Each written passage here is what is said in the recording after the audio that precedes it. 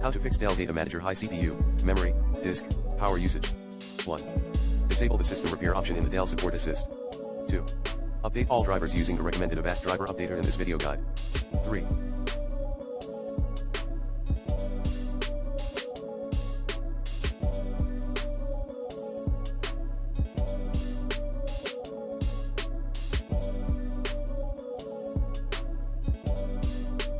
Troubleshoot in Windows Clean Boot State. 4.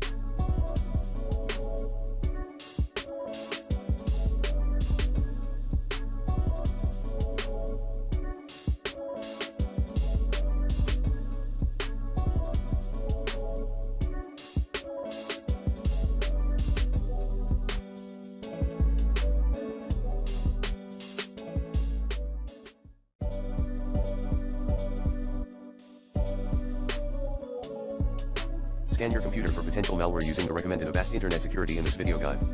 5. Uninstall Dell Data Manager.